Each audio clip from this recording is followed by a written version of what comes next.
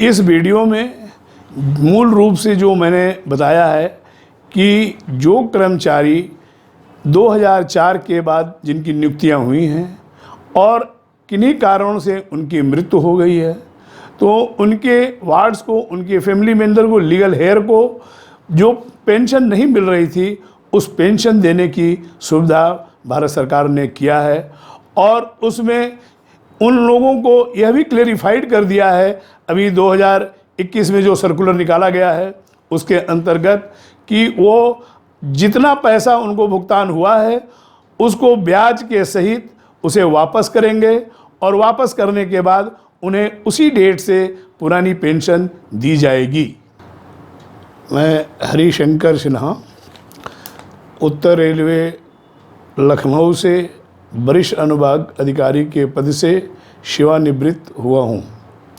सेवानिवृत्त के उपरांत मैं कर्मचारियों को पेंशन से संबंधित जो समस्याएं हो रही थी उसके संदर्भ में मैं all India railway retired welfare society बनाया, जिसके अंतर्गत मैं जो भी पेंशन से संबंधित समस्याएं हैं उस समस्याओं को निःशुल्क मैं निराकरण करने का प्रयास करता हूं, लोगों की मदद करता हूं। और उसी संदर्भ में मैं एनपीएस के बारे में मैं कुछ बताना चाहूँगा। एनपीएस नेशनल पेंशन सिस्टम है, इसको शॉर्ट फॉर्म में लोग एनपीएस कहते हैं। एनपीएस भारत सरकार ने 2004 से पेंशन, जो हमारी पुरानी पेंशन पद्धति थी उसको बंद कर दिया और नई पद्धति नेशनल पेंशन सिस्टम को लागू किया।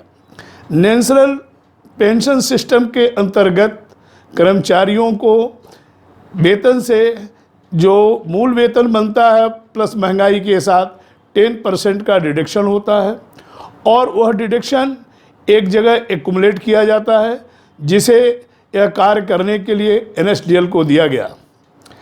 और उसमें एम्प्लॉयर भी जितना रुपया हमारा डिडक्ट होता है उतना ही रुपया एम्प्लॉयर अपने पास से मिलाता है और दोनों का मिलाकर जो भी होता है वो ईयरली जो है उस पर ब्याज दी जाती है और वो एक्युमुलेट होता रहता है कंपाउंड इंटरेस्ट के साथ। लेकिन सबसे बड़ा दुर्भाग्य है कि जो कर्मचारी 30 साल 35 साल कार्य करता है, कार्य करने के उपरांत उसे पेंशन नहीं मिलती है।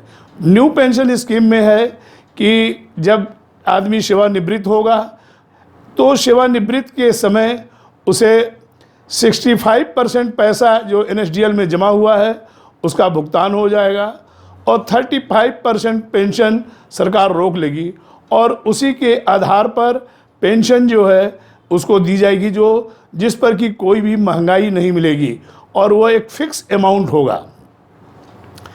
अभी एनपीएस में उसी समय एक सर्कुलर आया था कि जो कर्मचारी डेथ हो जाएंगे यदि एनपीएस के, तो उनको फैमिली पेंशन के लिए कोई ऐसी सुविधा नहीं थी।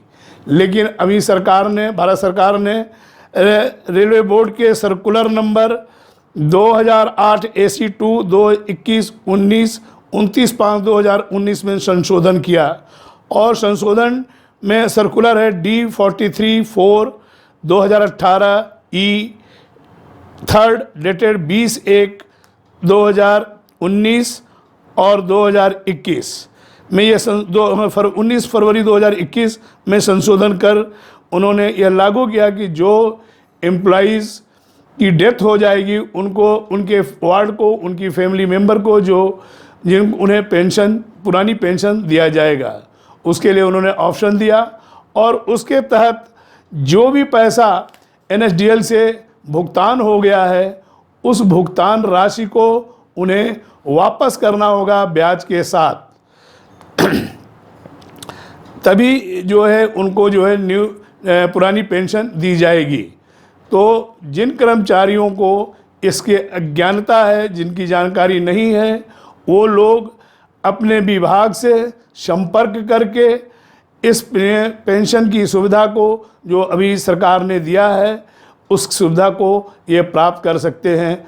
और अपना जो पैसा NSDL के द्वारा उनको मिला है उस पैसे को ब्याज के सहित लौटाकर और पुरानी पेंशन प्राप्त कर सकते हैं। यह व्यवस्था सिर्फ डेथ कर्मचारियों के लिए ही किया गया है, जो कार्य करते हुए जिनकी मृत्यु हो गई है और उनके वार्ड्स को पेंशन नहीं मिल रही है, वो उनके लिए दिक्कतें हो रही हैं। इसको सरकार ने ध्यान में रखकर इसे लागू किया है। धन्यवाद।